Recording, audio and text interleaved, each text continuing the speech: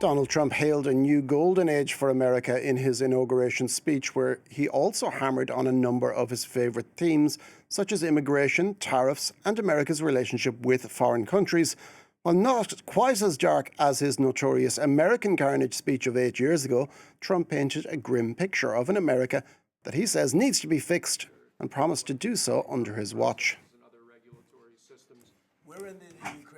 We don't have to fight the wars. If we can do it without fighting, as long as we have total victory, we do it without fighting. Through our power and might, we will lead the world to peace. Our friends will respect us. Our enemies will fear us.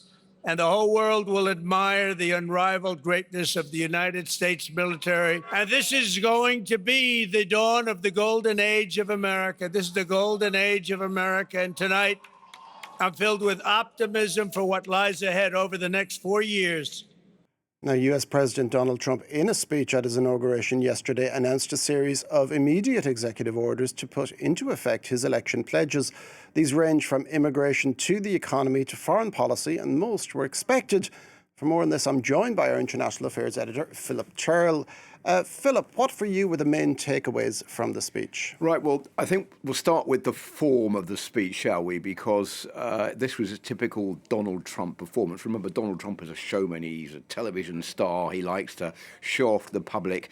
We saw him signing all those executive orders in front of the public, throwing the pens into the crowd yesterday. So this is the showman Donald Trump, who was back on the screen, back in the position that he believes is rightfully his. This was not a unifying speech. This was a very nationalist speech. This is a very vindictive speech. I think even a revenge type speech by Donald Trump, doing as much as he possibly could to demolish the Biden administration, to be critical of the Biden administration, saying his election is a mandate to reverse a horrible betrayal, as he put it. There was also a lot about Donald Trump himself, about the man, about the fact that he had survived 2 assassination bids, including one where he said that he'd been hit in the ear but had survived, and it was God that had helped him survive that attack, because that was his destiny to come back to the White House. Now, this speech, or the speeches that Donald Trump made yesterday, were also very similar to speeches he's made in the past. That's to say, there's a very simplistic language in there. This is something also that's very typical of Donald Trump, using simple adjectives to reach the greatest number of people. When you analyse the way Donald Trump speaks, many have said that the range of words is something that would appeal to a very young child, that the child can understand, and that's why he speaks in those terms, so that it reaches a maximum amount of people. Saying things like a lot of things are going to happen. Well, that doesn't actually mean anything when you think about it. We've never seen anything like it. That he said several times. I will win like never before. That's something that Donald Trump repeats very often. He also uses the word very. It's a very bad situation. We're going to see very interesting things. Something to emphasize with small words what he's going to do, but not particularly clear about how he's actually going to manage to achieve his ambitions. So I think on the form, typical Donald Trump performance, but certainly quite a dark speech, not a rallying speech or a unifying speech for the United States.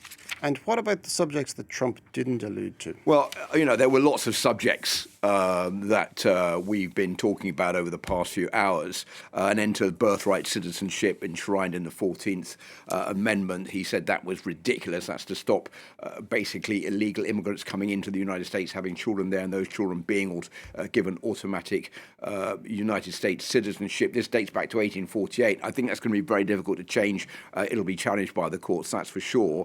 A pardon for the rioters of January the 6th. 1,500 protesters were pardoned by Donald Trump yesterday, including some of the most virulent protesters who've been given long terms, for example, members of the Proud Boys. That, I think, will also be controversial within the Republican Party and also the Justice Department of the United States. On foreign policy, well, there was news about Greenland saying that he thinks the Danes will eventually give in and let the United States take control of Greenland. We don't know whether that's going to happen. On Ukraine, a veiled threat to Vladimir Putin saying that basically Ukraine the war in Ukraine was slowly destroying Russia because of the effort that Russia was putting into this war, not winning it. He said that he was possibly going to meet Vladimir Putin, but no date had been set yet.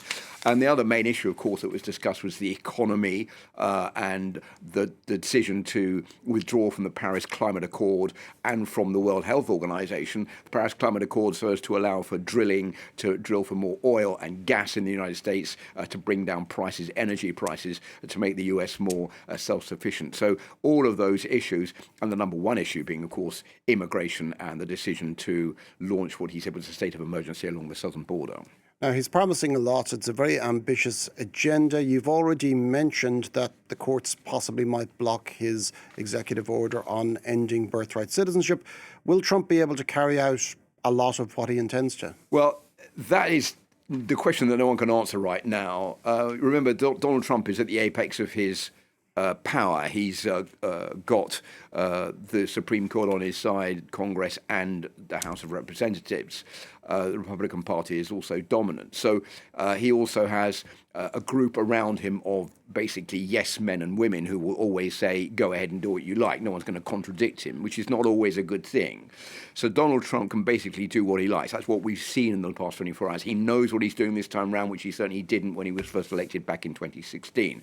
There are barriers, there are safeguards, the courts, for example. I think even within the Republican Party itself, there may be a pushback on some of the policies that Donald Trump wants to introduce. But the basic bottom line here is that Donald Trump is already, in a way, a lame-duck president. He only has 4 years in office. So it's a big, ambitious agenda for 4 years. Will he be able to push forward all those policies to put America back on its feet, to make America great again, as he's been saying in only 4 years? He can't be re-elected afterwards. How is he going to do that? That is not going to be easy for him. He's pledged to do a lot.